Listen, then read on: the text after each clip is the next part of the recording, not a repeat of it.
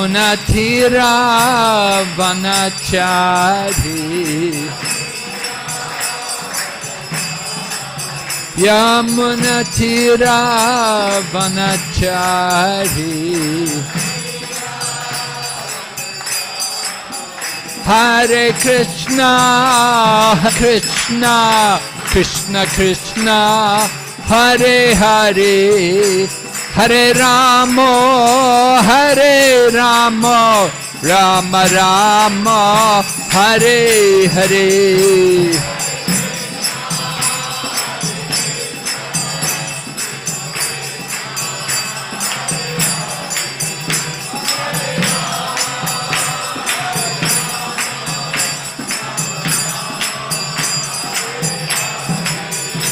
Hare Krishna Krishna Krishna Hare Hare Hare Rama Rama Rama Hare Hare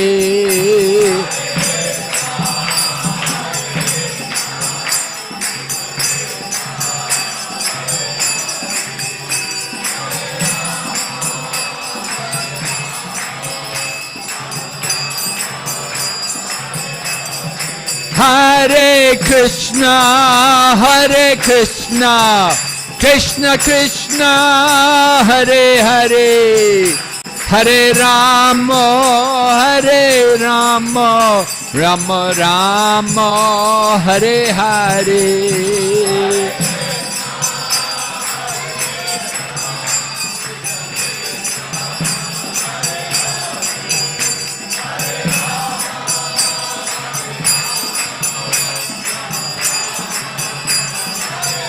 Nitai Gaur Haribo Haribo Haribo Nitai Gaur Haribo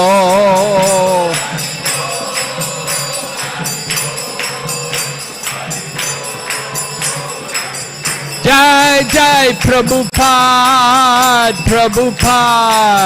Prabhupada Jai Srila Prabhupada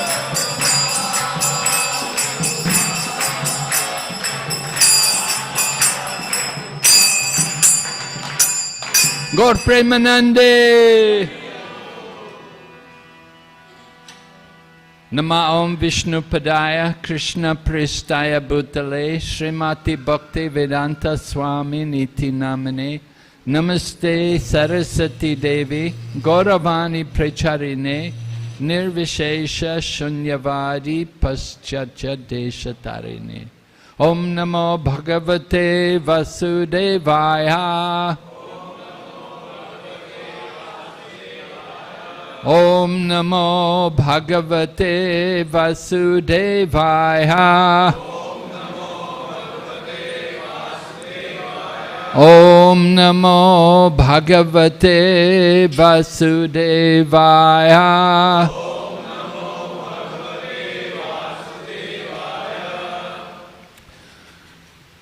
So beginning from Saturday, just the Saturday which passed, we began what is called the Holy Name Week, where all of our ISKCON centers all over the world are making programs to distribute more the holy name of Krishna.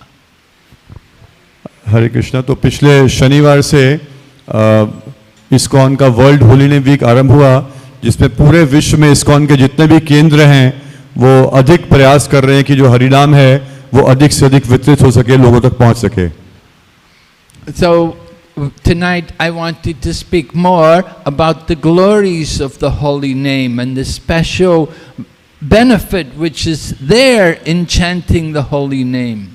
तो आज शाम को मैं आपके साथ ये साझा करना चाहता हूं कि हरिनाम की महिमा क्या है और जब हरिनाम का जप करते हैं तो उससे क्या लाभ मिलने वाले हैं हम सबको.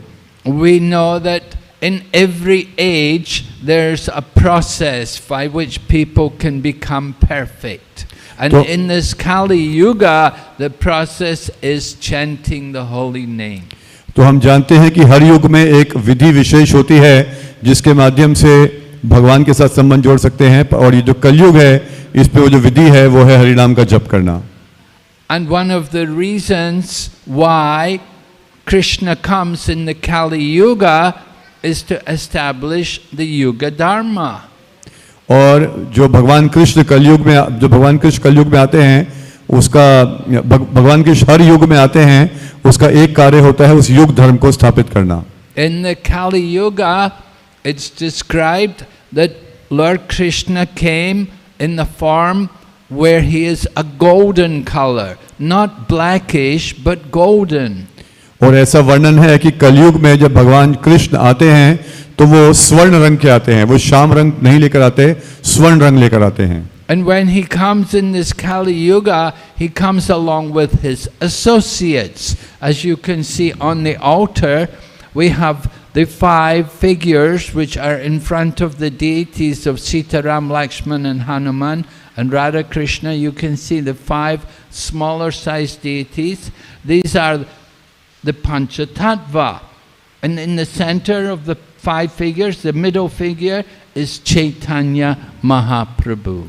तो जब भगवान श्री कृष्ण कलयुग में आते हैं तो अपने संगियों के साथ में आते हैं, और जैसा कि हम यहाँ पर भी ऑल्टर में देख सकते हैं, सीताराम, लक्ष्मण, हनुमान और राधा गोविंद देव जी के बीच में उनसे आगे 5 फिगर खड़े हैं. उसमें जो बीच में है वो चैतन्य महाप्रभु. ये पंच तत्व हैं, इनके जो बीच में है वो चैतन्य महाप्रभु हैं. So Sri Chaitanya we say Sri Krishna Chaitanya Radha Krishna Nahi Anya.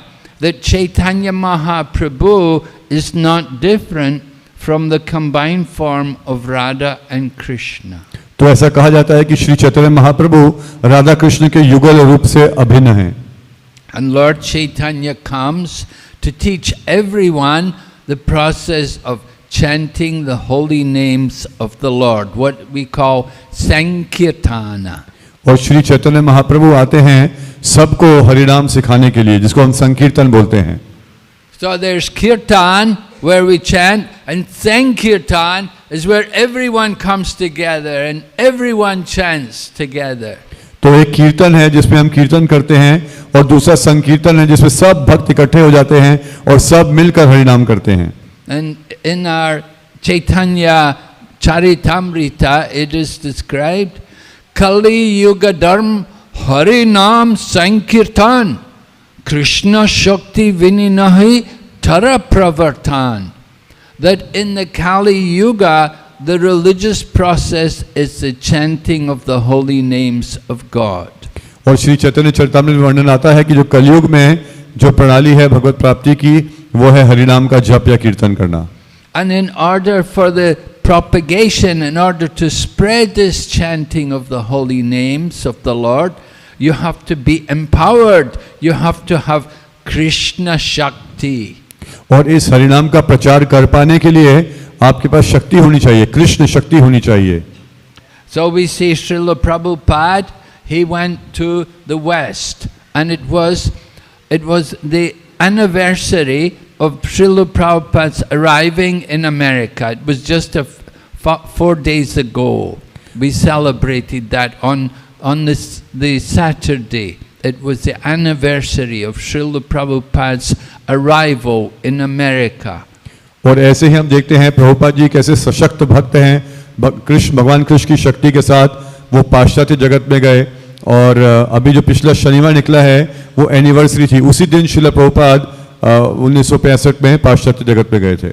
Now you may say, what's special about that? So many people go to America. Maybe people even in your family are there in America. They've gone to America. तो आप कह सकते हैं इसमें क्या विशेष है, कितने सारे लोग अमेरिका जाते हैं, हो सकता है आपके परिवार में ऐसे कोई सदस्य हो जो अमेरिका में हो. But most people who go to America, they go there to get money, to make money. They think I'll get more money, I'll better salary there, more pay. पर अधिकांश लोग जो अमेरिका जाते हैं वो पैसा बनाने के लिए जाते हैं, और जाएंगे और पैसा कमाएंगे, सैलरी अच्छी होगी. And indeed, even many sadhus, when they go to America, their intention is simply to get some money and bring it back to India to build their temple. और कई साधु भी जाते हैं अमेरिका में, पर उनका भी लक्ष्य यही होता है कि अमेरिका में पैसा कमाओ और यहाँ पर आकर चलो कुछ मंदिर बना लो. So when Srila Prabhupada went to America, he was interviewed sometimes by reporters, and they would ask him, "Are you also God, Swamiji?" तो जब श्रीला प्रभुपाद अमेरिका गए तो कुछ रिपोर्टर हैं, प्रेस रिपोर्टर वो मिलते थे, तो उन्होंने पूछा, स्वामी जी आप भी भगवान हैं? Because we know so many sadhus have come and they always tell us that they're God. क्योंकि हमने कई सारे साधुओं को देखा जो भारत से आते हैं और अपने आप को भगवान बोलते हैं। They will say that they're the avatar, they're the incarnation of the Lord, and they have come to deliver everyone. They claim like that. तो वो लोग बोलते हैं कि हम भगवान के अवतार हैं और सबको तारने के लिए आए हैं। But Srila Prabhupada told them, no, no, no, no, I'm not God. He said, I am simply a servant of God. But then Prabhupada said, I am not even a servant of God. I am trying to be a servant of God. तो श्रील प्रभुपाद ने रिपोर्टरों के इस प्रश्न के उत्तर में बोला, नहीं नहीं नहीं नहीं, मैं भगवान नहीं हूँ, मैं तो बस भगवान का एक सेवक हूँ। और फिर प्रभुपाद ने बोला, नहीं नहीं, मैं भगवान का सेवक नहीं हूँ, मैं तो भगवान का सेवक बनने का प्रयास कर रहा हूँ। And then they asked Srila Prabhupada, have you come to preach to us against our technology, against our material advancement? Is that why you're coming here to America? Are you against our material progress? और फिर उनमें से कुछ लोगों ने पूछा कि स्वामी जी आप अमेरिका आए हैं, तो आपका अमेरिका आने का उद्देश्य क्या है? क्या आप हमें भौतिक उन्नति जो हम कर रहे हैं इस सब से रोकना चाहते हैं? आप कहना चाहते हैं ये सब व्यर्थ है? But Srila Prabhupada said, no, I'm not against your material progress. But he said, I want you to use your progress for the real purpose, which is not just simply for sense gratification. तो प्रभुपाद जी ने कहा, नहीं नहीं, मैं आपकी भौतिक उन्नति के विरुद्ध नहीं हूँ, परंतु मैं आपको ये समझाना चाहता हूँ कि भौतिक उन्नति केवल इंद्र तृप्ति के लिए नहीं है, वो भगवान की सेवा के लिए होनी चाहिए।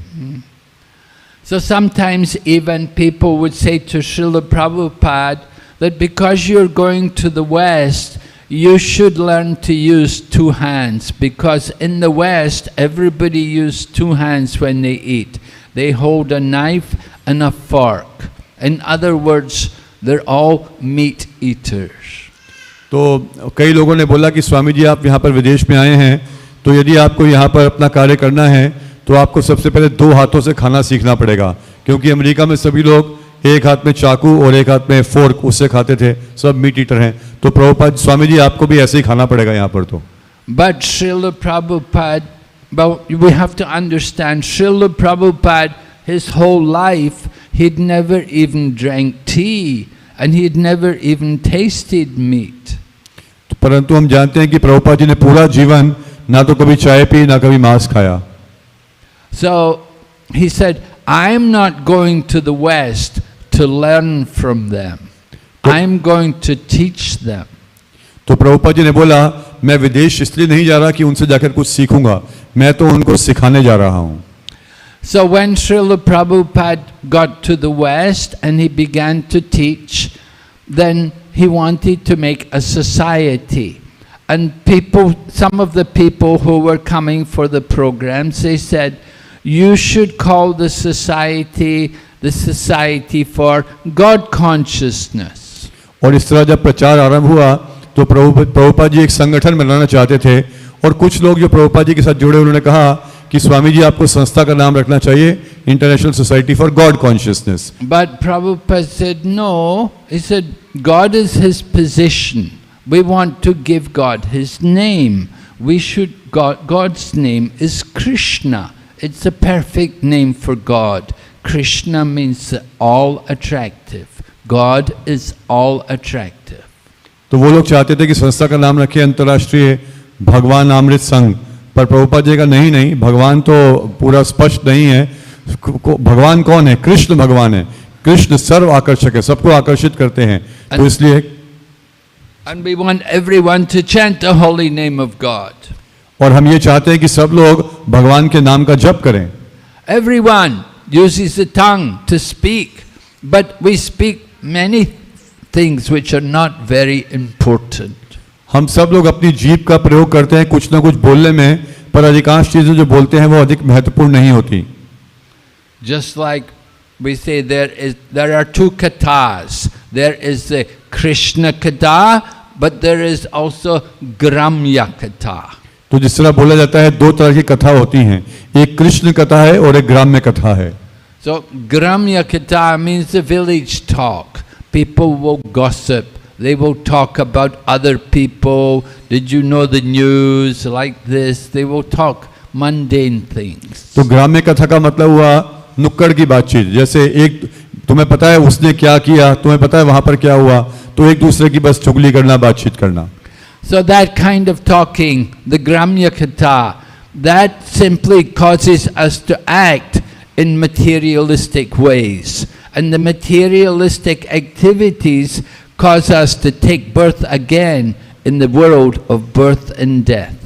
तो ये जो ग्राम्य कथा करते हैं, इसका परिणाम क्या होता है कि हम केवल भौतिक कार्यकलापों में लगे रहते हैं, और जब भौतिक कार्यकलापों में लगते हैं तो इसका परिणाम क्या होता है कि हमें इसी भौतिक संसार में जन्म मृत्यु के चक्कर में दोबारा आना पड़ता है।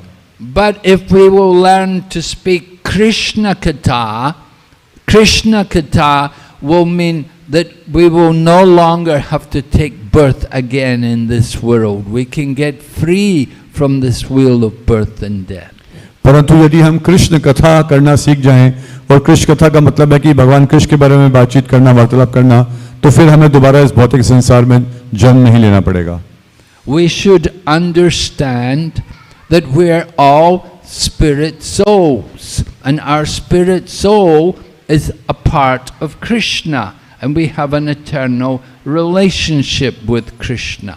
तो हम सबको ये बात समझनी चाहिए कि हम सब एक आत्मा हैं, और आत्मा का भगवान कृष्ण के साथ एक शाश्वत संबंध है।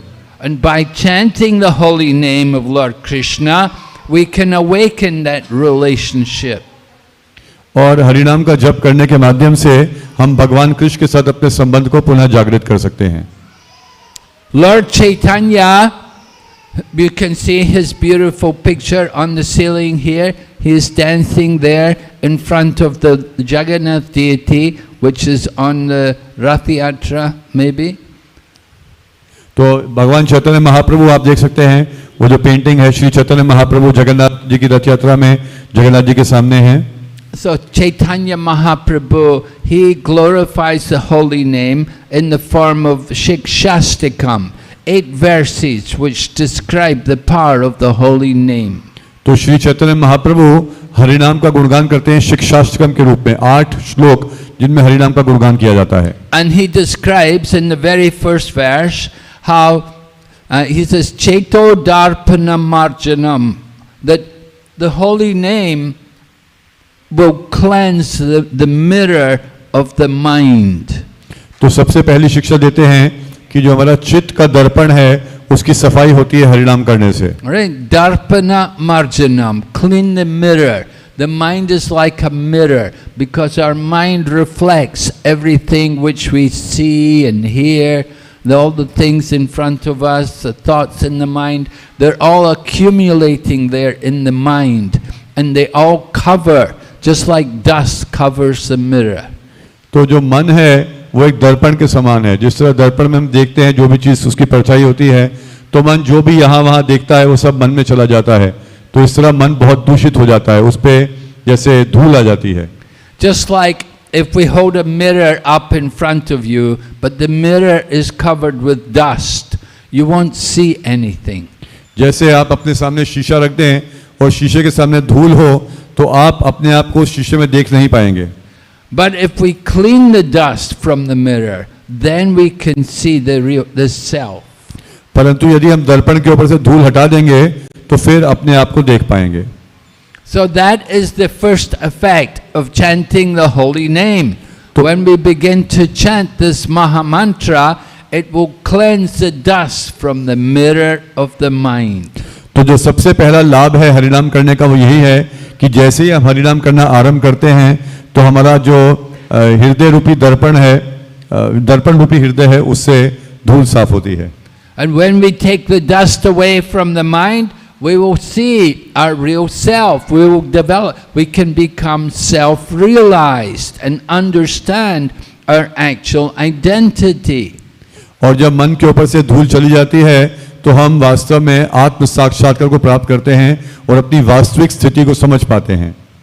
Chaitanya Mahaprabhu then goes on to describe Bhava Mahadavagni Nirvapanam, that this chanting of the holy name extinguishes the blazing fire of material existence. और फिर श्री चैतन्य महाप्रभु बताते हैं कि एक दूसरा लाभ है हरिनाम करने का कि जो भौतिक संसार की जो अग्नि है धधक रही है उसको बुझाती है।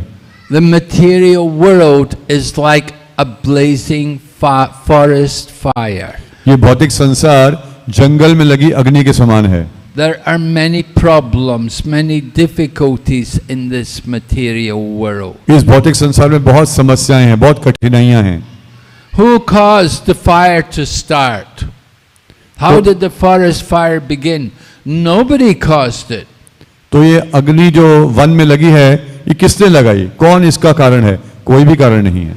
Actually, how did the fire come about then? Simply some bamboo rubs together. One bamboo rubs against another bamboo and produces a spark.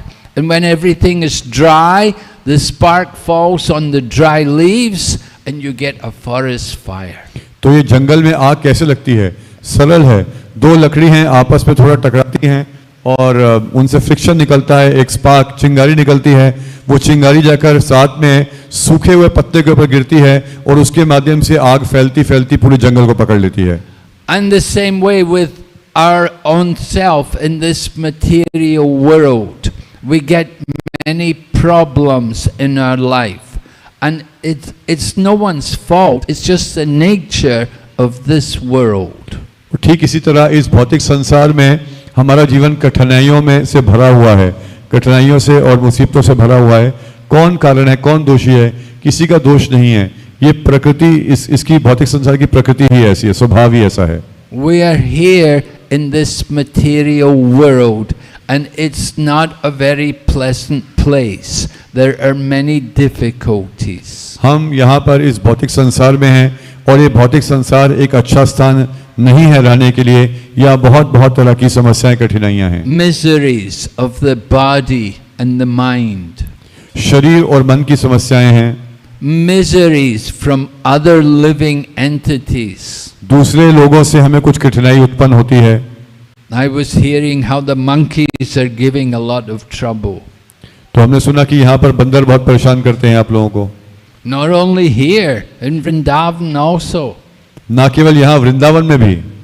And if it's not monkeys, there's so many other living entities give us trouble.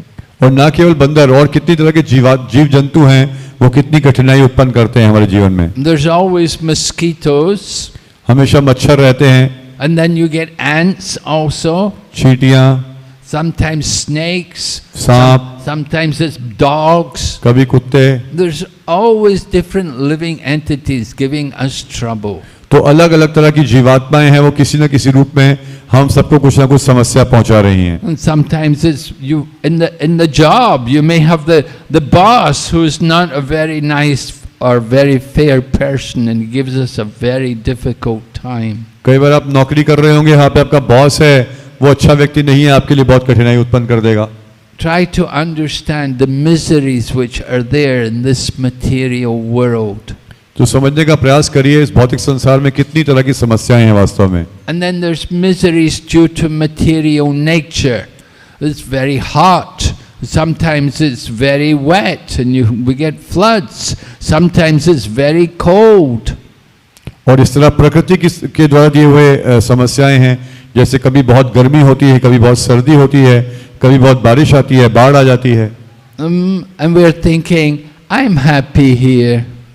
और हम इन क्लेशों के बीच में रहते हुए सोचते हैं कि हम तो यहाँ पर खुश हैं। Actually, we're suffering every day. We're suffering throughout our life. From the beginning of life, we're suffering in this world. वास्तव में जैसे ही जीवन आरंभ होता है तब से लेकर हर रोज प्रतिदिन केवल और केवल कष्ट होते हैं, क्लेश होते हैं हमारे जीवन में। We suffer in the womb. The child suffers to take birth, to come from the womb. The child suffers growing up. पहले बच्चा माता के गर्भ में होता है तो वहाँ पर क्लेश होता है, कष्ट होता है। बाहर आता है, बड़ा हो रहा होता है, तब उसको कष्ट मिलते हैं। Child has to go to school, so many pressures, so much competition, so many teachers pushing, nasty, and so many miseries are there. और बच्चा स्कूल जाता है तो बहुत प्रेशर होता है, टीचर पीछे पड़े रहते हैं, प्रतिस्पर्धा होती है आपस में, तो इस तरह एंजाइटी रहती है। And then you finish school, you get a job, then that's also difficult problems, working with people, working in different companies. Sometimes you lose a job, sometimes the company closes, you have no job. There are always problems. School के बाद फिर job करते हैं तो वहाँ पर फिर प्रतिस्पर्धा होती है, वहाँ पे भी समस्या रहती है, कभी कंपनी बंद हो जाती है, कभी जॉब से निकाल भी दिया जाता है, तो इस तरह समस्याएं बनी रहती हैं। And then old age comes gradually, and that's more suffering. और फिर धीरे धीरे बुढ़ापा आता है, वृद्धावस्था, और उसमें और अधिक तरह की समस्या और क्लेश होते हैं। But still, we're so much in illusion. We think, I am happy, I am having a good time. परंतु हम इतना अधिक भ्रम में हैं कि फिर भी सोचते हैं हम तो खुश हैं, हम तो आनंद ले रहे हैं इस जीवन में। Actually, we're meant to be happy because the nature of the soul is anand, joyful. वास्तव में हम तो बने ही इसलिए हैं कि हमें आनंदित होना चाहिए, क्योंकि आत्मा का स्वभाव है आनंदित रहना, सुखी रहना। The real happiness is not found in the body. The body is only going to give us misery, but the real happiness is there in the soul. परंतु वास्तविक आनंद और सुख इस शरीर में नहीं मिलेगा, शरीर सुख देने के लिए नहीं बना है, वास्तविक सुख हमें आत्मा के धरातल पर मिलेगा। And we want to experience that happiness of the soul, then you have to chant the holy name. You have to take to this chanting of the Maha Mantra.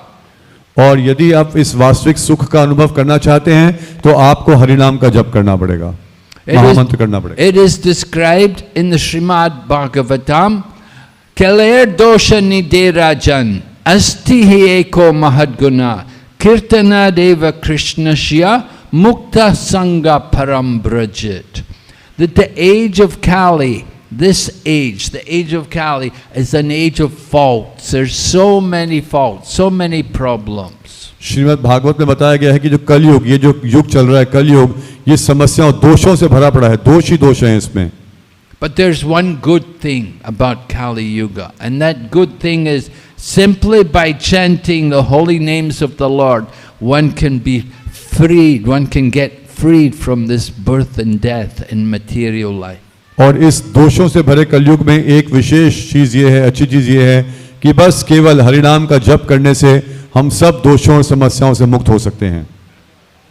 We want to take advantage of this process. This Hare Krishna movement is meant for propagating this chanting of the holy names. तो हम शास्त्रों का ये जो कथन है इसका लाभ उठाना चाहते हैं। ये जो हरे कृष्णा आंदोलन है इसीलिए है कि हरिनाम सब लोग ले सकें और इन कष्टों से बच सकें। And this temple is being constructed simply to facilitate the chanting of the holy names and the teaching of the philosophy of the chanting of the holy name. जो मंदिर का निर्माण है केवल इसलिए हुआ है कि हरिनाम करने की सुविधा भक्तों को मिल सके और सबको शिक्षा दी जा सके हरिनाम करने के बारे में। Now in every age there was a chanting of the holy name. In the Satya Yuga, in the Treta Yuga, and Dwapara Yuga, every age there was also chanting of the holy name. वास्तव में हर युग में, चाहे सतयुग हो, त्रेता हो, द्वापर हो, हर युग में हरिनाम तो होता ही था, हरिनाम की महिमा बताई गई थी। Draupadi, when they were trying to rip off her sari, she chanted the holy name. She called out to the Lord, and the Lord appeared and saved her.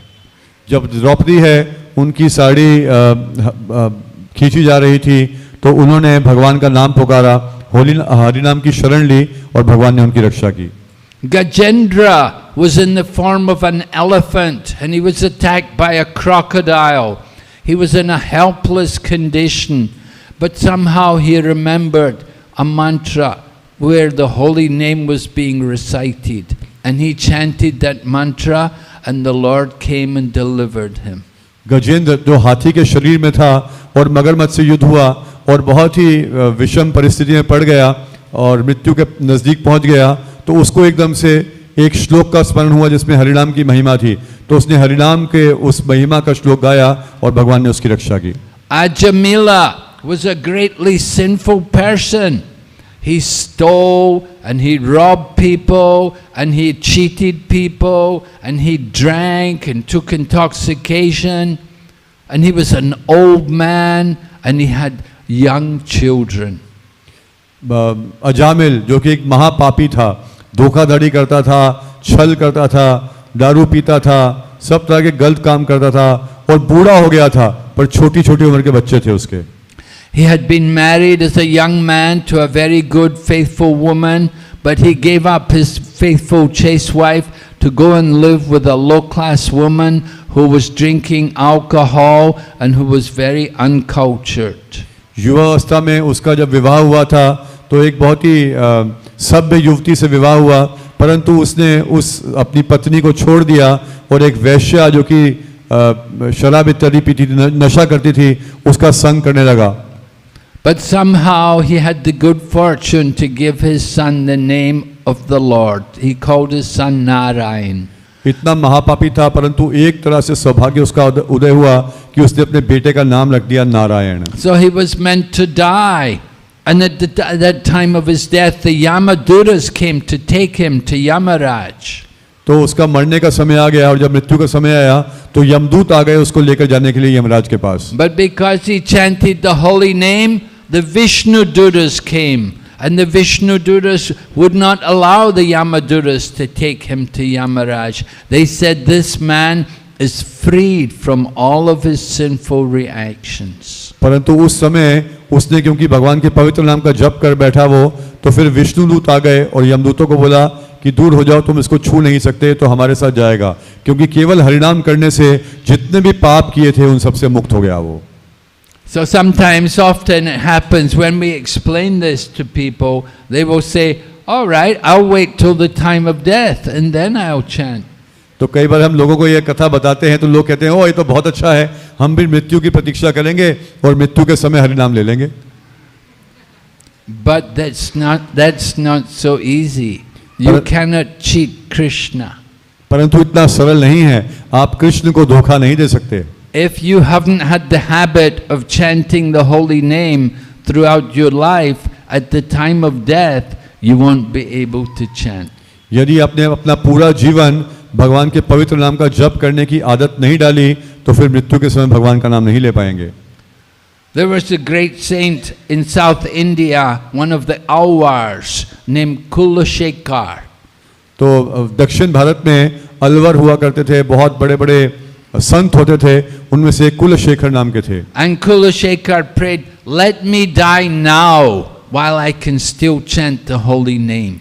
और कुलशेखर ने भगवान की प्रार्थना की कि ये भगवान मेरी मृत्यु अभी हो जाए, क्योंकि अभी तो मेरे पास क्षमता है आपका हरिनाम करने की, हरिनाम का जप करने की। Kulashekar said, if I have to wait till I'm old, my throat will be choked up with mucus and I won't be able to chant.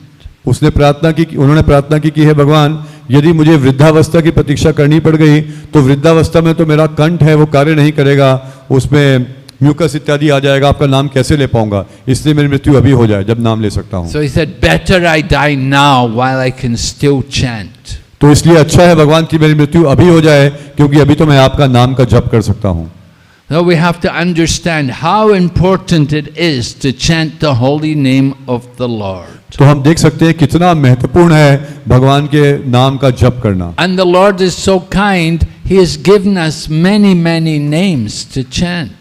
और भगवान इतने कृपालु दयालु हैं कि उन्होंने इतने तरह के नाम दिए हैं उनका नाम जप करने के लिए। Sometimes we are singing the songs which are made up of all of the names of Lord Krishna.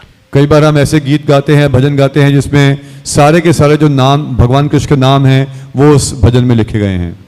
We should understand there are many names of the Lord, but there are different potencies in the different names. They're not all the same. हमें ये भी समझना चाहिए कि भगवान के तो बहुत सारे नाम हैं, परंतु इन सब नामों में कुछ अंतर है, सब में एक समान शक्ति नहीं है। Just like Lord Shiva's wife, Parvati, One day she was saying to her husband, I'm going to chant the Vishnu Sahasranam. I want to chant the 1000 names of Lord Vishnu. जैसे एक बार भगवान शिव की पत्नी पार्वती माँ ने बोला कि मैं आज भगवान विष्णु के नामों का जप करूंगी, तो विष्णु सहस्त्र नाम में करूंगी. But Lord Shiva said to his wife, Rame Rame Namo Rame Sahasranama Bishtuyam Shri Ramanama Varanini. He told his wife, no need to chant 1000 names of Vishnu, just chant the one name of Lord Rama. You get the benefit of all the 1000 names of Lord Vishnu. तो शिव जी ने पार्वती माँ को कहा कि आपको भगवान विष्णु के 1000 नाम लेने की आवश्यकता नहीं है, बस एक राम नाम लो, उसमें 1000 विष्णु के नाम अपने आप हो गए.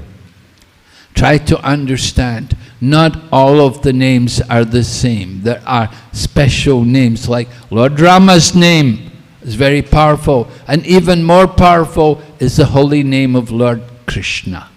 तो इस बात को समझने का प्रयास करें हम लोग कि सारे के सारे नाम हालांकि भगवान के हैं, पर एक समान नहीं है. जिस तरह भगवान राम का नाम है बहुत विशेष है, और इसी तरह उससे भी अधिक प्रभावशाली है भगवान कृष्ण का नाम. And it said 3 names of Lord Rama is equal to 1 name of Lord Krishna. ऐसा बोला जाता है कि भगवान राम के 3 नाम लिए और कृष्ण का 1 नाम लिया तो वो समान है. So the same way, 3000 names of Vishnu is equal to 1 name of Lord Krishna. तो यदि आपने एक बार भगवान कृष्ण का नाम ले लिया तो भगवान विष्णु के 3000 नाम लेने के बराबर हो गया. So the chanting of the Hare Krishna mantra is very special. It's very powerful. It destroys all the sins. तो इसलिए जो हरे कृष्ण महामंत्र है बहुत विशेष है, बहुत प्रभावशाली है, बहुत शक्तिशाली है, सारे के सारे पाप नष्ट कर देता है. But we have to understand there's some quality in the chanting. परंतु ये भी समझने का प्रयास करना चाहिए कि जो हरे कृष्ण महामंत्र का जप करते हैं वो गुणात्मक रूप से भी अच्छा होना चाहिए.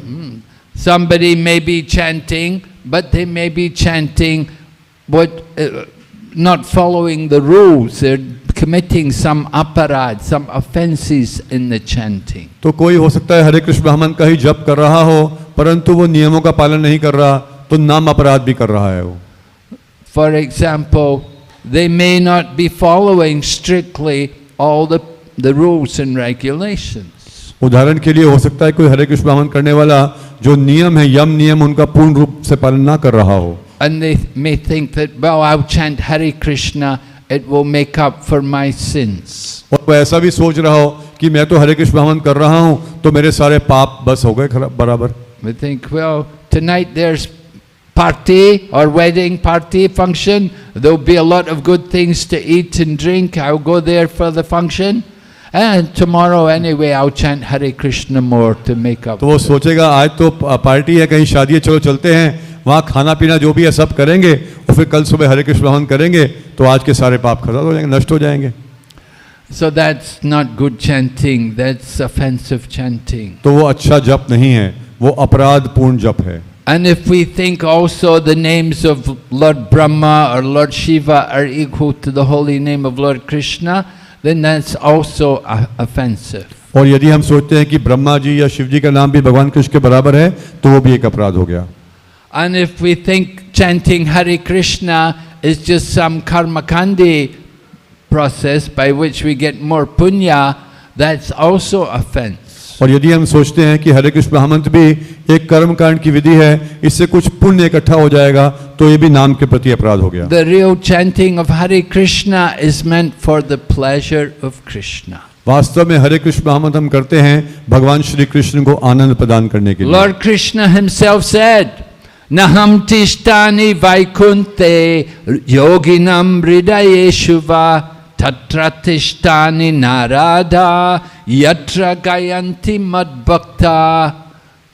Lord Krishna is saying, I am not in the hearts of the yogis meditating on me, and I am not in Vaikuntha, but I am wherever my devotees like Narada are chanting my holy name.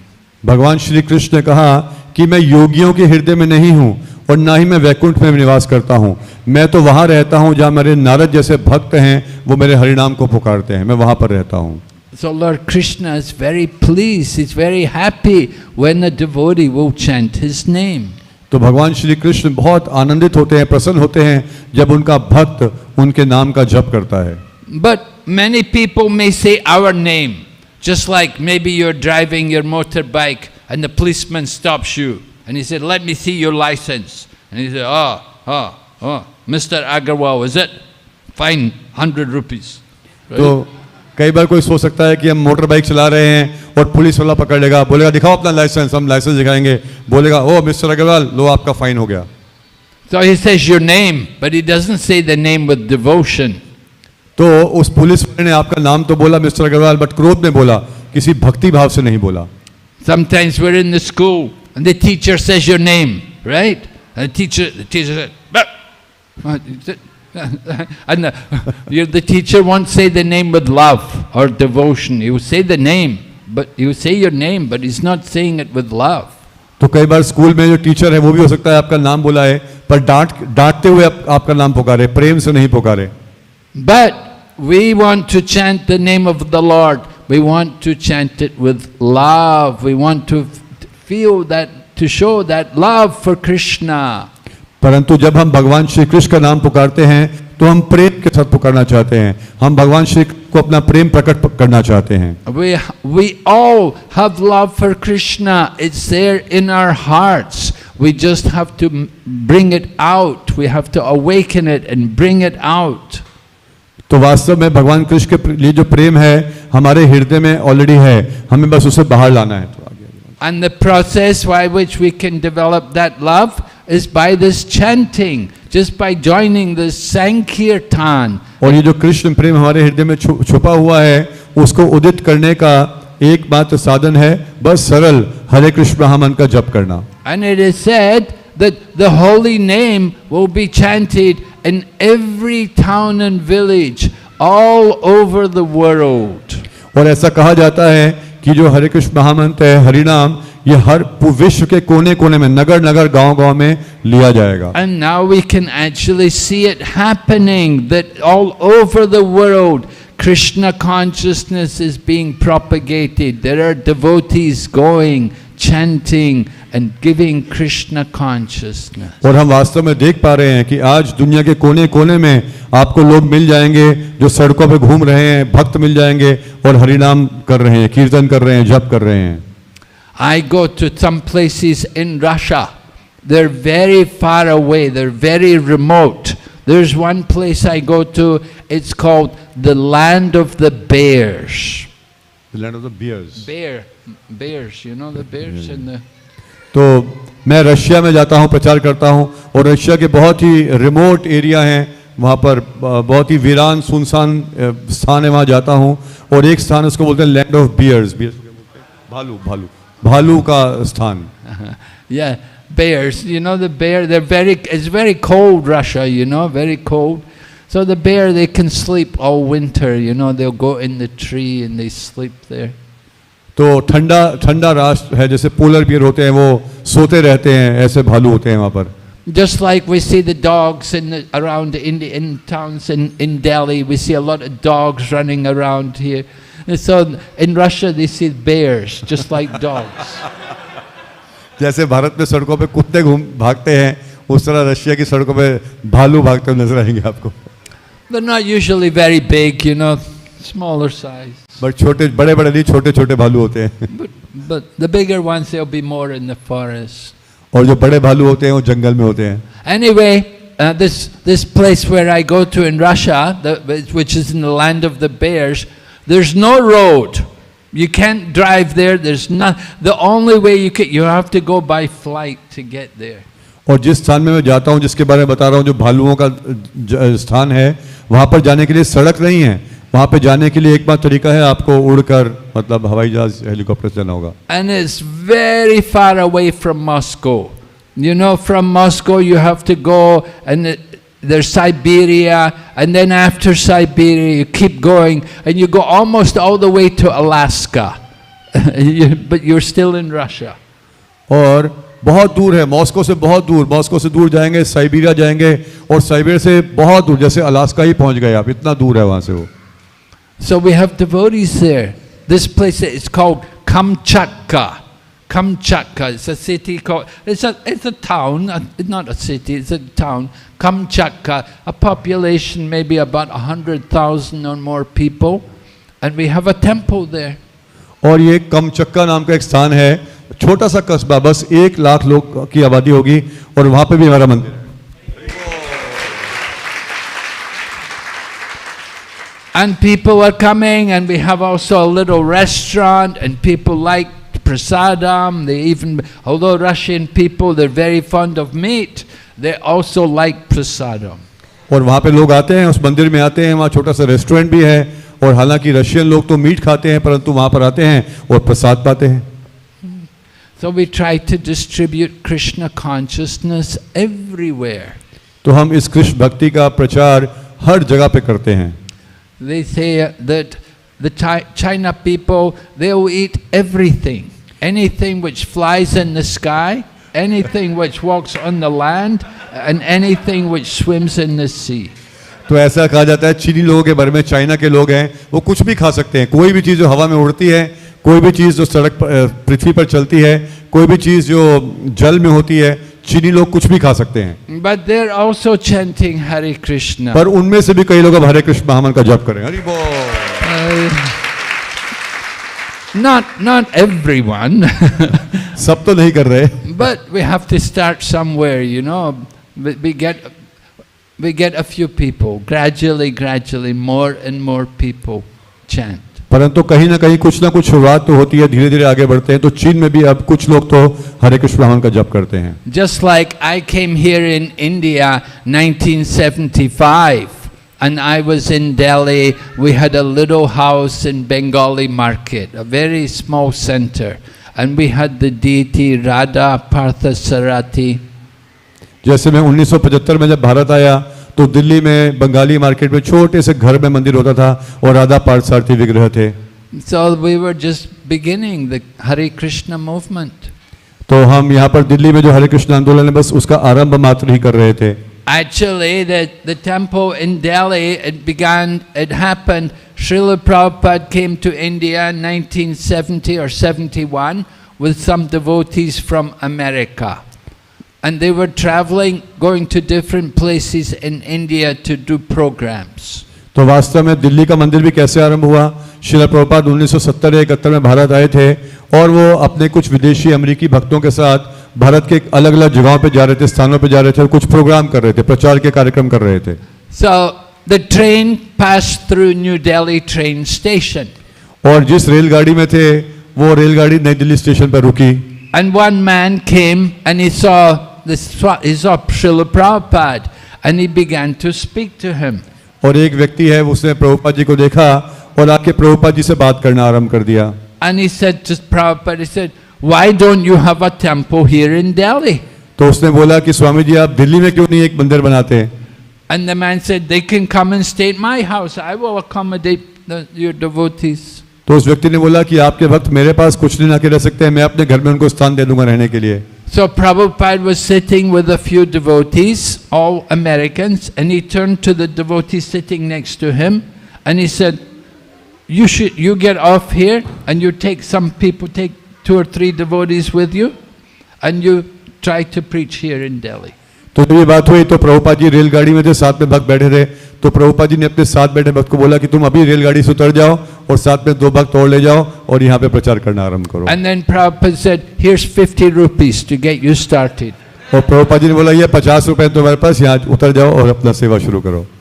And in this way, the Delhi yatra began. और फिर इस तरह से दिल्ली का जो प्रचार है वो आरंभ हुआ. हरि बोल. And now you have 17, is it 14 or 17 temples in Delhi? We have lost count. We have lost count. Maybe 16 or 17. Yeah, now you have so many temples everywhere, so many preaching going on all over Delhi. और अब दिल्ली में करीब 14 या 17 मंदिर हैं और अधिक से अधिक बहुत अधिक प्रचार हो रहा है.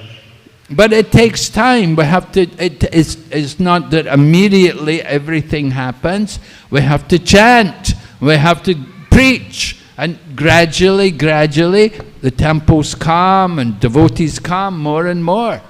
और ये सब एक क्षण भर में नहीं होगा, इसके लिए हमें खुद हरि नाम का जप करना पड़ेगा, प्रचार करना पड़ेगा और धीरे धीरे बढ़ेगा, लोग आएंगे, जुड़ेंगे, भक्त बनेंगे। Sometimes I go to a town and people will say, "Oh, where's your temple here?" I say, "No, we don't have a temple yet." तो कभी मैं प्रचार में जाता हूँ किसी छोटे शहर में, तो लोग बोलते हैं कि आपका यहाँ पर कहाँ मंदिर है? तो मैं बोलता हूँ अभी तो यहाँ मंदिर नहीं है। Then they say, "What are you doing here? You don't have a temple." I say, "First the devotee has to come, and then when the devotee comes, then they start to make the temple." तो वो कहते हैं आप यहाँ क्या कर रहे हैं, मंदिर तो है नहीं, तो आप क्या कर रहे हैं?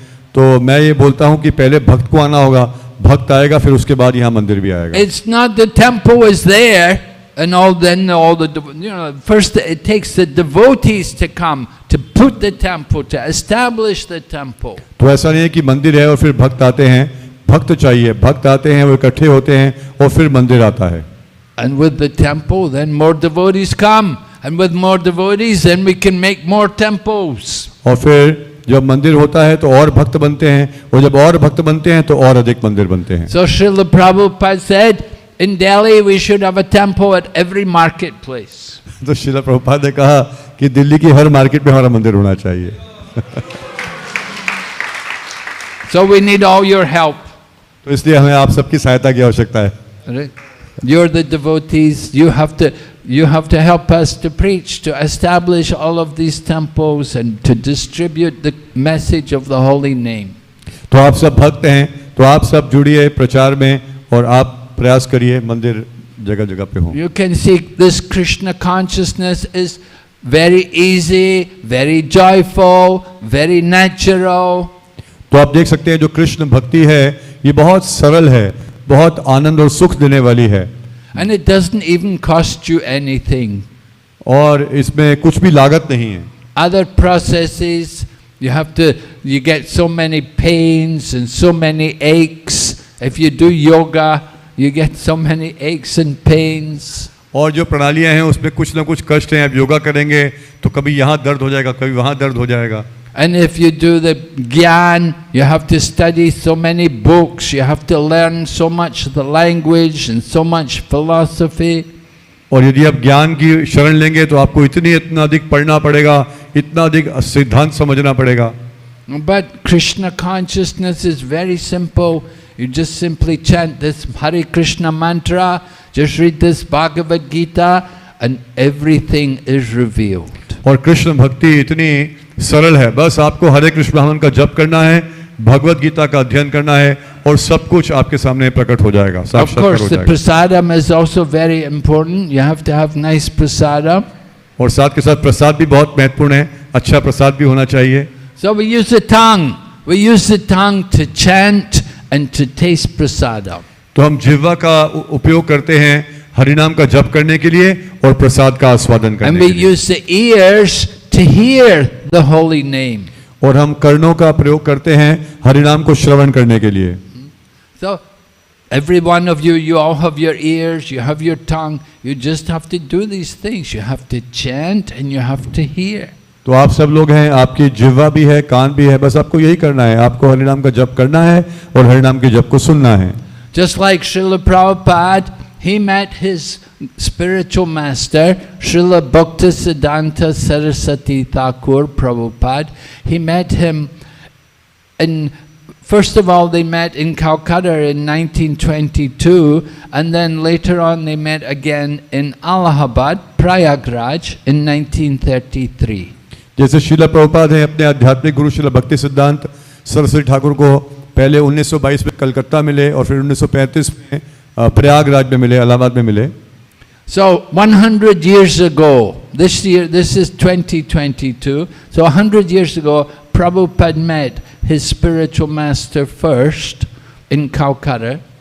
तो ये 2022 चल रहा है, तो 1922 पूरा 100 साल पहले प्रभुपाद जी कलकत्ता में अपने गुरु महाराज को पहली बार मिले। And then it was 11 years later, 33 in Allahabad, he met Bhaktisiddhanta again. At that time he got initiation.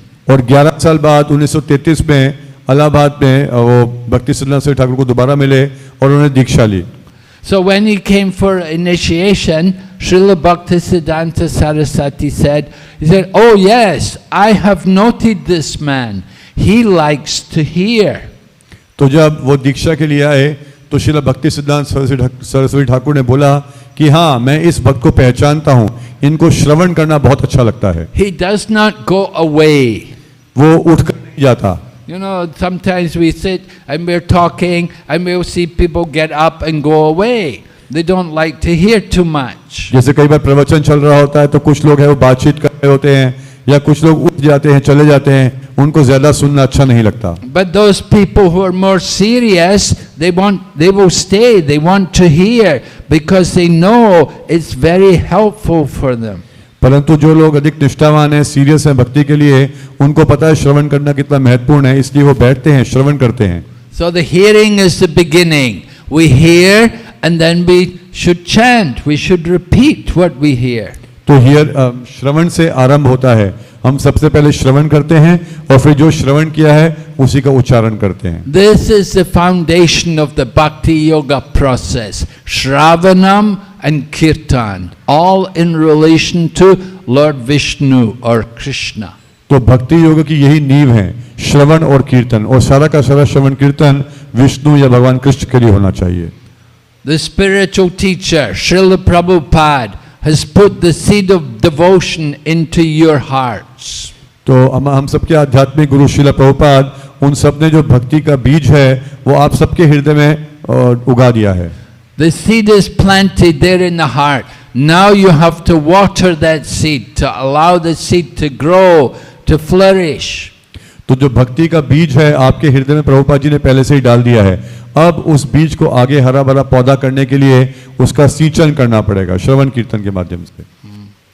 And when the seed flourishes, begins to grow, it will grow more and more. It will produce flowers and fruits. और जब ये पौधा हरा भरा होगा और बड़ा होगा तो उसमें पुष्प निकलेंगे, फल निकलेंगे। So the fruit we want to cultivate is prem, love for God. और जो फल हम उगाना चाहते हैं, प्राप्त करना चाहते हैं, वो है कृष्ण प्रेम। The goal of life is to develop love for God. हमारे जीवन का लक्ष्य है कृष्ण प्रेम को उदित करना। We have fallen into the illusion of the material body. We've forgotten Krishna. हम इस भौतिक देह के भ्रम में पड़ गए हैं और हमने भगवान कृष्ण को भुला दिया है। So when we start to chant Hare Krishna, then that's the awakening of our spiritual consciousness. तो जब हम हरे कृष्ण महामंत्र करना शुरू करते हैं, आरंभ करते हैं, तो हमारी आध्यात्मिक चेतना का आरंभ होता है, उदय होता है। Start to understand. You're beginning your path back home, back to the spiritual world. हरे कृष्ण महामंत्र करने के माध्यम से आपने जो मार्ग है भगवत धाम जाने का वो तैयार कर लिया है, आरंभ कर दिया है। So we will ask, are there any questions? तो अभी हम पूछना चाहेंगे, कुछ प्रश्न है आपके पास तो आप पूछ सकते हैं। How many of you are chanting? आप में से कितने लोग हरिनाम का जप करते हैं, हरे कृष्ण महामंत्र का? Oh, good. Many of you, yeah. Very nice. How many are doing 16 rounds? कितने लोग 16 माला का जप करते हैं? Okay, quite a lot, yeah. How many are initiated? कितने लोग दीक्षित हैं यहाँ पर? Okay, a few. Yes, Prabhu. Hare Krishna Maharaj ji, thank you for so much nectarian lecture and realized philosophy. Maharaj, my question is that we hear so much time that the material world is miserable, there are so many problems are here, but still our desire to do sense gratification is so strong that even after so much hearing, we can't give up our strong desire to sense gratification. So how to overcome this? In spite of living in ashram or in devotee community, inside we have maintained a strong cherished desire to gratify our senses. Please guide us, Maharaj. So how to how to conquer over desire? Sense gratification. Yes. Yes, how to conquer over material desire, the mind's demands, the material desires. We have to understand that is due to our conditioning. We are called Nitya Baddhas, we're eternally conditioned souls. तो तो ये प्रश्न ये है कि हमारी जो इच्छा भौतिक सुख भोगने की इच्छा बनी रहती है वो कैसे जाएगी। तो महाराज ने बताया हमें समझना होगा कि हम नित्य बद्ध जीव हैं, हम अनंत काल से यहीं पर बंधे हुए हैं। Nitya Buddha, in the sense that we've been in this material world a very long time. कहने का अर्थ है कि इस भौतिक संसार में हम बहुत बहुत लंबे समय से हैं। And for many lifetimes we've been associating with the material energy and trying to enjoy it, trying to exploit it. और बहुत बहुत अधिक जन्मों से हम इस भौतिक प्रकृति का शोषण करते आए हैं और उसका सुख भोगने का प्रयास करते आए हैं। And then we come to this human form of life. It's a very good, great fortune to get the human form of life. और फिर हमारा बहुत अधिक सौभाग्य होता है जब हमें मनुष्य जन्म प्राप्त होता है। And it's even more fortunate to be born in Bharatvarsh. और उससे भी अधिक सौभाग्य है भारतवर्ष में जन्म लेना। But still we have desires. Material conditioning is there due to our previous lives, due to previous association. परंतु फिर भी भौतिक सुख भोगने की इच्छा बनी रहती है क्योंकि हम काफी समय से बंधे हुए हैं, पिछले जन्मों से हम यही भौतिक सुविधा के पीछे भागते रहे हैं, सुख के पीछे। So how to conquer over these material desires? How to remove these material desires? तो इन भौतिक इच्छाओं के ऊपर कैसे विजय प्राप्त करें, कैसे उनको हटाएं? Just like there was this one devotee, he came to Chaitanya Mahaprabhu and he said, you know, I'm in family life, I'm very fallen, how can I make advancement? जैसे एक व्यक्ति था, वो चैतन्य महाप्रभु के पास आया और बोला मैं तो गृहस्थ हूँ, मैं घर में रहता हूँ, बहुत पतित हूँ, मैं कैसे आगे बढ़ सकता हूँ भक्ति में? So Mahaprabhu told him, you have to constantly chant the holy name and serve the devotees. तो महाप्रभु ने कहा आपको निरंतर हरिनाम का जप करना है और भक्तों की सेवा करनी है। Those two things very powerful. ये दोनों चीजें बहुत शक्तिशाली हैं। The chanting of the holy name, constant chanting of the holy name. तो हरे कृष्ण ब्राह्मण का जप निरंतर रूप से, and giving service to the devotees. और वैष्णवों की सेवा करना। So then he asked Mahaprabhu, how can I recognize who's a devotee? और फिर उसने पूछा महाप्रभु से, महाप्रभु मैं कैसे पहचानूं कौन है भक्त, कौन है वैष्णव? So sometimes we think, well, devotee, he'll have a shika, right? He should have a shika, or maybe he has tulsi mala, or he has a tilak. तो कई बार हम सोचते हैं कि भक्त कौन होगा? अच्छा, भक्त जिसकी शिखा होगी, कंठी माला होगा, तिलक होगा, वो भक्त है। But Mahaprabhu said, anybody who chants the holy name one time, he's considered a devotee. पर महाप्रभु ने कहा कि कोई भी ऐसा व्यक्ति जो एक बार भी हरिनाम का जप करता है वो भक्त है।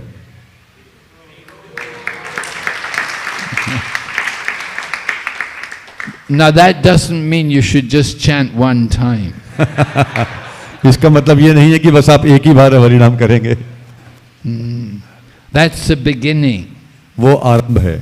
In the beginning you chant a little, but gradually have to increase. आरंभ में एक ही बार करते हैं पर धीरे धीरे उसको आगे बढ़ा। You have to chant regularly. और फिर आपको नियमित रूप से जप करना है। And gradually you have to chant so much that people simply by seeing you, you make other people chant. और क्रमशः करते करते आपको इतना आगे बढ़ना है कि आपको देखने मात्र से दूसरे लोग हरिनाम का जप करना आरंभ। So we conquer over material desires by engaging in the service of Krishna. तो हम भौतिक इच्छाओं के ऊपर विजय प्राप्त कर सकते हैं अपने आप को भगवान श्री कृष्ण की सेवा में लगाने से, especially by chanting the holy name and giving service to the devotees. विशेष रूप से हरिनाम का जप करने से और भक्तों की सेवा करने से। We have to get the mercy of the devotees. हमें भक्तों की कृपा की आवश्यकता है। And you serve the devotees. Say Mahat Sevam Dwara Mahur Vimuktes. By serving the Mahatmas opens the doors to liberation. महात्माओं की सेवा करने से जो मुक्ति के द्वार हैं वो खुल जाते हैं। So that's one very powerful process to help us get free of material desires. तो ये एक बहुत शक्तिशाली प्रणाली है भौतिक इच्छाओं के ऊपर विजय प्राप्त करने की। It's also very powerful when we give up everything material for the service of Krishna. और दूसरा एक और चीज है कि जो भी भौतिक चीज है उसको हम छोड़ देते हैं भगवान कृष्ण की प्राप्ति के लिए. Just like if you want to make spiritual advancement, then one way you can do it is take all your money and put it in the donation box. जैसे आप आध्यात्मिक उन्नति करना चाहते हैं तो एक तरीका ये भी है कि जितना धन आपके पास है वो लीजिए और दान पात्र में डाल दीजिए. Right? You have no money left for Maya. तो फिर आपके पास कुछ नहीं बचेगा माया के लिए. No money left for material sense तो gratification. भौतिक सुविधा का भोग करने के लिए कुछ नहीं बचेगा आपके पास. So that's one way of making spiritual advancement. तो ये भी एक और तरीका है आध्यात्मिक उन्नति करने का. But especially we say give service to serve by serving the devotees you will please them, they will bless you with spiritual advancement. परंतु विशेष रूप से जब हम भक्तों वैष्णवों की सेवा करते हैं तो वो आशीर्वाद देते हैं और फिर उसके माध्यम से हमारी भक्ति में उन्नति होती है. Just like when there's a fire in the forest, then the fire in the forest will burn all the snakes. जैसे जब जंगल में आग लगती है तो आग जंगल के सारे सांपों को जला देती है. Because snakes don't have any legs, right? They're just crawling on the ground. So when there's a fire, all the snakes are burned. क्योंकि सांप की टांगे नहीं होती, वो बस जमीन के ऊपर होता है. जब आग लगती है तो सारे सांप जल जाते हैं. So when there's a fire of Krishna consciousness, it will burn all the snake of material desire. तो जब कृष्ण भक्ति की अग्नि होती है तो वो जो भी भौतिक इच्छाओं के सर्प होते हैं उनको जलाकर रख देती है. So you have to do devotional service like a blazing fire. तो आपको जलती हुई अग्नि के समान कृष्ण भक्ति करनी है. And that way you extinguish all these material desires. और उसके माध्यम से भौतिक इच्छाओं से ऊपर निकल सकते हैं आप. Yes, Prabhu, you have a question? Mic.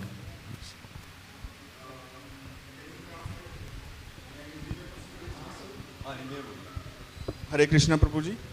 प्रभु जी, मेरा आपसे प्रश्न है कि इस भौतिक जगत में हम इंद्रिय तृप्ति के लिए काम करते रहते हैं.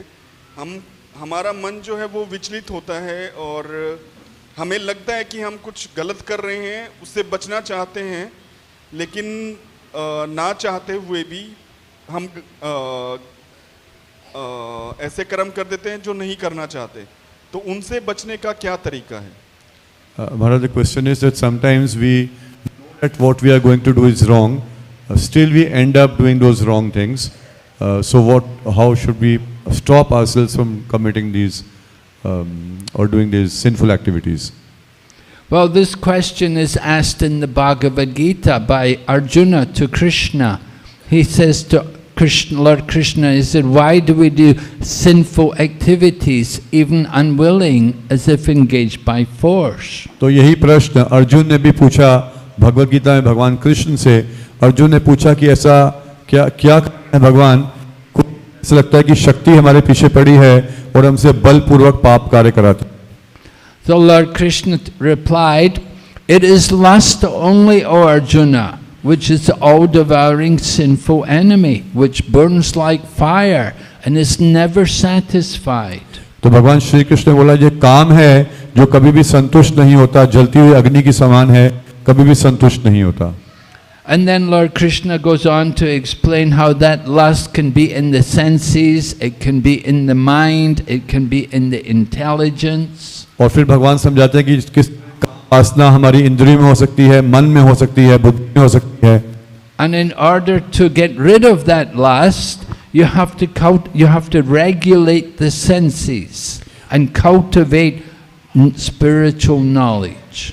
और इस काम वासना से ऊपर उठने के लिए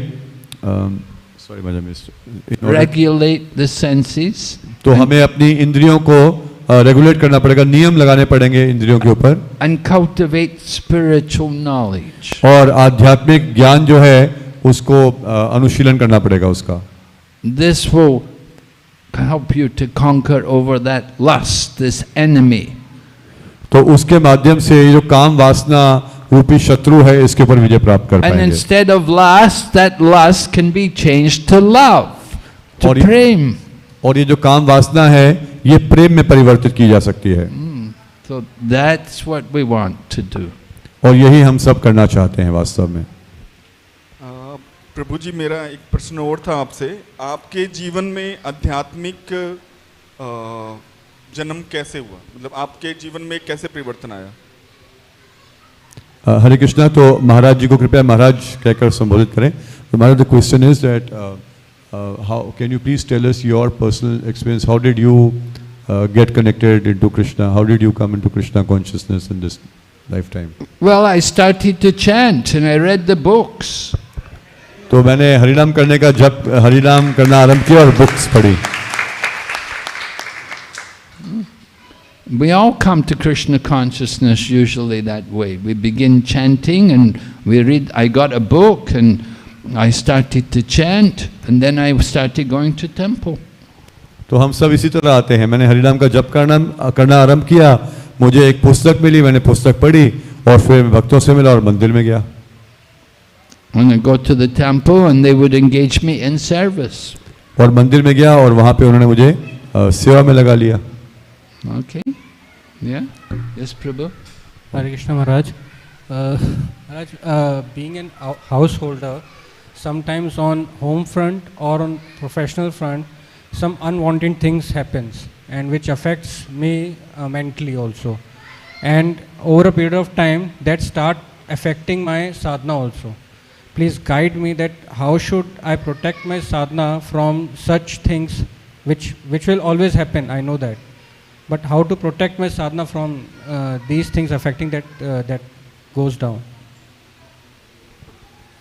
तो प्रश्न ये है कि महाराज कभी पारिवारिक जीवन में या व्यवसाय इत्यादि में कुछ समस्याएं आती हैं और उन समस्याओं का प्रभाव इतना होता है कि मेरी साधना के ऊपर प्रभाव पड़ता है, तो कैसे इस समस्याएं तो हमेशा रहेंगी पर अपनी साधना को कैसे बचा सकता हूँ? किसी माता जी से रिक्वेस्ट है, बाहर बच्चे शोर कर रहे हैं, उनको प्लीज चुप कराएं।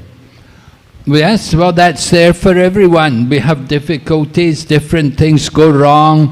Sometimes, you get sick, you're not able to do the sadhana the same.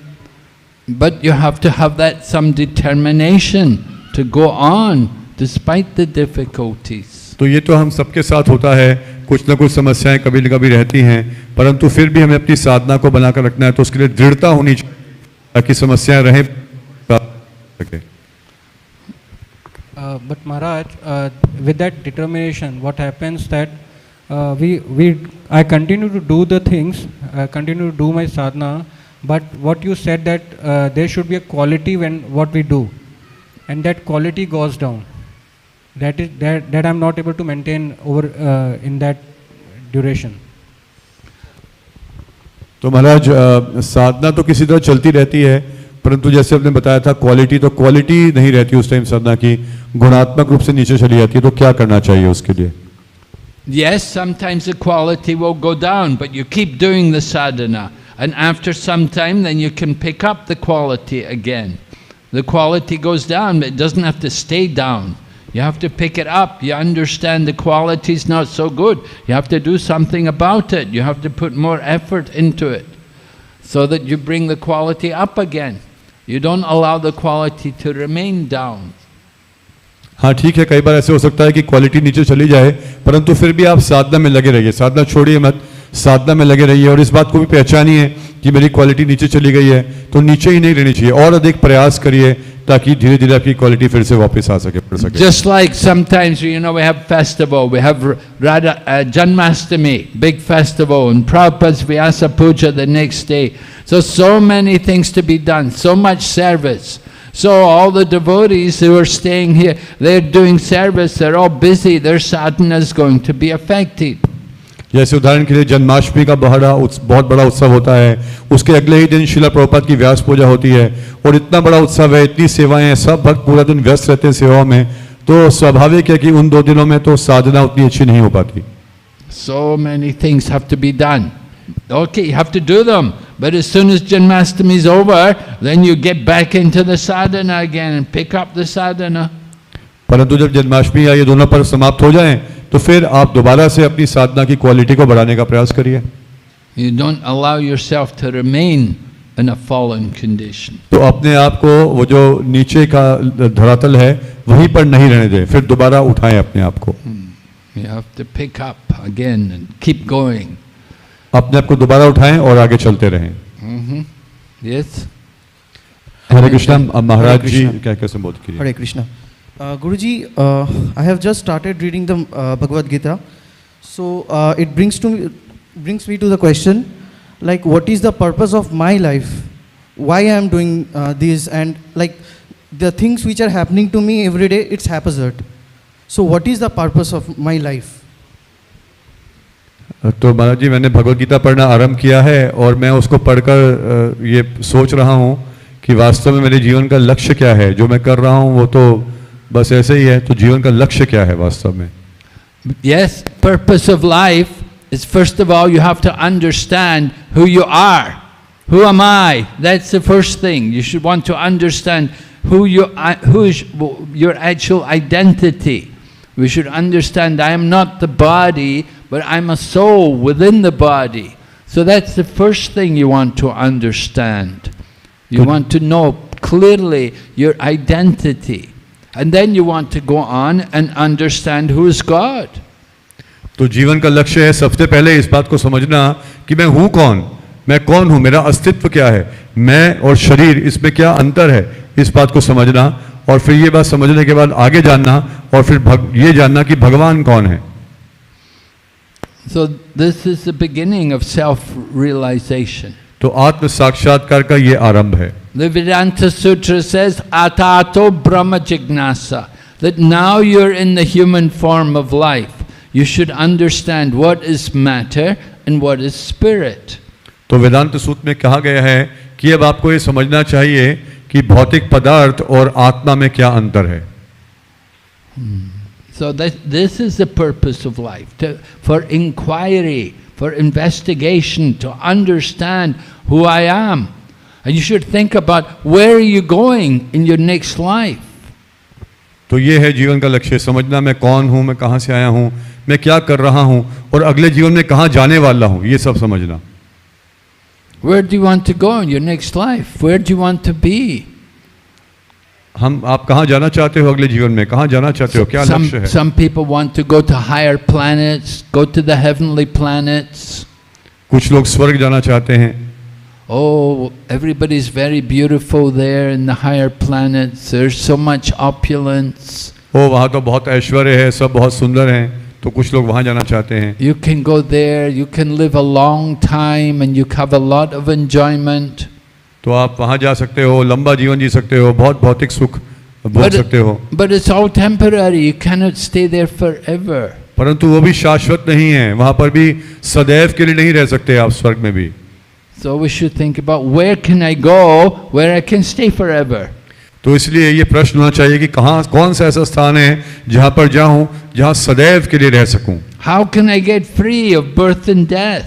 जन्म मृत्यु के चक्र से कैसे छुटकारा प्राप्त कर सकता हूँ. So this is the Bhagavad Gita. It's teaching us these things. तो भगवद गीता इन्हीं सब के बारे में शिक्षा हमें दे रही है. So you read the Bhagavad Gita carefully, you understand, you get the answers to all these questions. तो आप श्रीमद् भगवद गीता को ध्यान पूर्वक पढ़िए और आपको इन सब प्रश्नों के उत्तर वहाँ पे स्पष्ट मिल जाएंगे. And if you don't understand anything, you come here, and we will be happy to tell you. और जब आप जो भी समझ नहीं आता आप यहाँ पर आइए और भक्तों से चर्चा कीजिए, आपको और समझ आ जाएगा. Every day we are speaking on Bhagavad Gita. हर रोज हम लोग भगवद गीता के ऊपर यहाँ पे चर्चा करते हैं. Hare Krishna Maharaj ji. Maharaj ji, on your right, yes, here. Maharaj ji, my question is, how to increase our love and interest for chanting? How to increase our love for chanting? By more chanting. Yes, you have to do more chanting, then you'll get more taste for the chanting, more love. तो हरिनाम के प्रति प्रेम आप बढ़ा सकते हैं और अधिक हरिनाम करने से.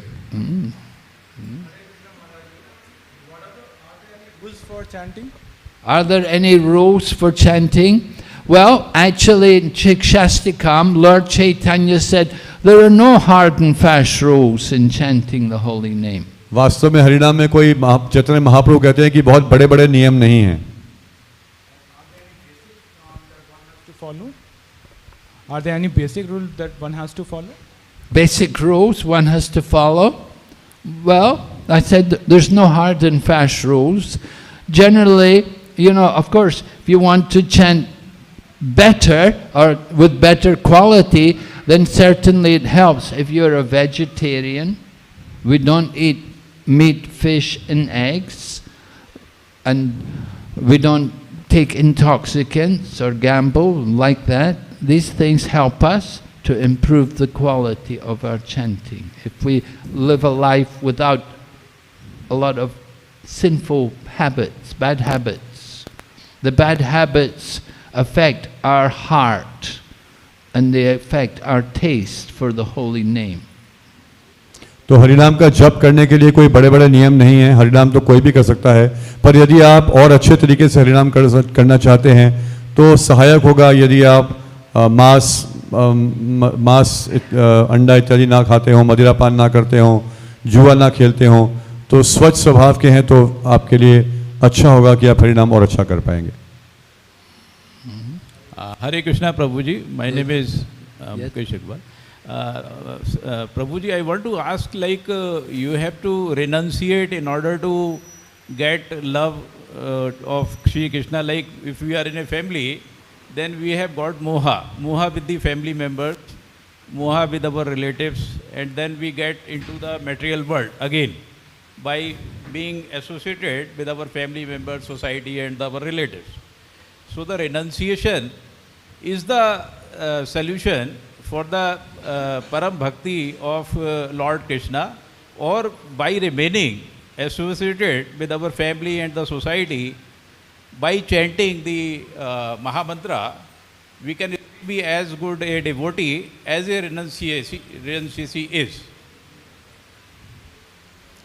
तो प्रश्न यह है कि महाराज कृष्ण प्रेम प्राप्त करने के लिए क्या सब कुछ छोड़ना आवश्यक है, क्योंकि हमारा तो मोह होता है, परिवार में रहते हैं, परिवार वालों से संबंधियों से मोह होता है, और आपने बताया उस मोह के कारण दोबारा जन्म लेना पड़ता है. तो क्या ये सब त्यागना आवश्यक है, या घर में रह के और हरिनाम करके भी वैसा ही लाभ प्राप्त कर सकते हैं जैसा किसी त्यागी ने प्राप्त किया हो? You don't have to renounce the family, but you have to renounce that mood of sense gratification. आपको परिवार छोड़ने की आवश्यकता नहीं है, परिवार को नहीं त्यागना, पर आपको त्यागना है भौतिक इंद्र तृप्ति का जो मूड है उसको त्यागना है. You stay in whatever position you are in and hear about Krishna in the association of devotees. आप जिस भी परिस्थिति में हैं संसार में, जीवन में, वहीं रहिए, पर भक्तों के संग में रह के भगवान कृष्ण के बारे में श्रवण करिए. The Mahajans are all, well, there are 12 authorities on devotional service. We call them the Mahajans. And from the Mahajans, we see half of them are in family life. तो जो 12 महाजन बताए गए हैं जो कि भक्ति के बारे में अधिक से अधिक अपने जीवन से शिक्षा देते हैं, उसमें से आधे तो वास्तव में गृहस्थ हैं. Lord Shiva is a Param Vaishnava. He is a great devotee. He's in family life. Shiv जी परम वैष्णव हैं, सबसे बड़े भक्त हैं, पर वो तो Maharaj Janak is a great devotee. He was in family life. जनक महाराज भी भगवान के इतने बड़े भक्त हैं, वो परिवार में रहते थे. Lord Brahma is in family life. Brahma ji भी गृहस्थ हैं. They're all great devotees. तो ये सब भगवान के बहुत बड़े भक्त हैं. So you don't need to leave the family. But if you're in the family life thinking that you are the center of the family, the idea is you have to put Krishna in the center of the family. तो परिवार छोड़ने की आवश्यकता नहीं है, पर परिवार में रहते हुए ये सोचना कि मैं सेंटर ऑफ अट्रैक्शन या मैं सेंटर हूँ परिवार का, वो छोड़ना है. कृष्ण को केंद्र बिंदु बना लीजिए परिवार का. You have to see all your family members also as being part of Krishna. तो आपको अपने परिवार के सदस्यों को भी भगवान श्री कृष्ण के अंश के रूप में देखना होगा. And as a family you come together and worship Krishna. और आप परिवार के सब लोग इकट्ठे होइए और भगवान श्री कृष्ण की पूजा आराधना कीजिए. You make Krishna the proprietor of your home. Krishna को अपने घर का मालिक बना दीजिए. and you worship Krishna there. और कृष्ण की वहाँ पर पूजा करिए. Whatever food is cooked, it's cooked for the pleasure of Krishna, जो भी not for us. जो भी वहाँ भोजन बनाया जाए वो भगवान श्री कृष्ण के आनंद के लिए होना चाहिए, उनको भोग लगना चाहिए, हमारे आनंद के लिए नहीं. So like that, we can remain at home, but make the home Krishna conscious. तो उस तरह से आप घर में रहिए पर घर को कृष्ण भक्ति का केंद्र बना लीजिए. All right. Okay, no more questions. Thank you very much. Hare Krishna, Srila Prabhupada ki jai. His Holiness Bhakti Vigvinash Narsingh Swami Maharaj ji ki jai. Srila Prabhupada ki, समझ गौर भक्त वृंद की जय. तो महाराज जी का प्लीज बैठे रहिए अभी 1 मिनट के लिए प्लीज बैठिए सब लोग अभी.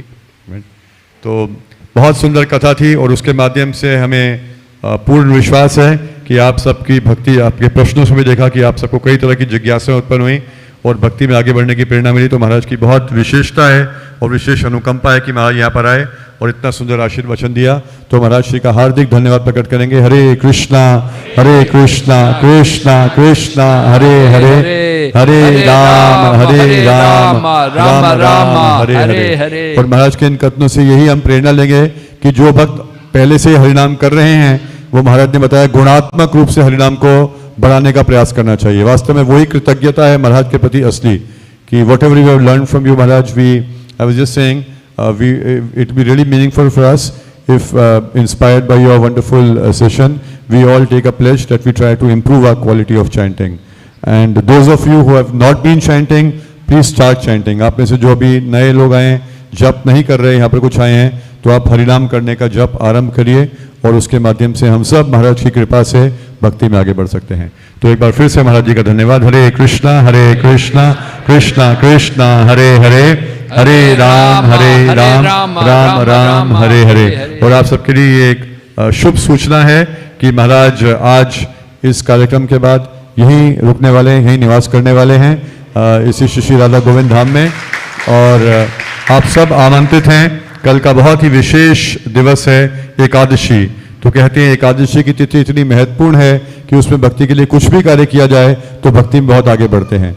और वो भी ऐसे महान संत साधु आए हैं, उनसे श्रवण करने का लाभ मिल जाए, उनका दर्शन करने का लाभ मिल जाए, उनके साथ बैठ के हरिनाम करने का लाभ मिल जाए तो हम सोचिए कल के दिन भक्ति में कितना और अधिक आगे बढ़ पाएंगे. तो कौन कौन भक्ति में आगे बढ़ना चाहते हैं?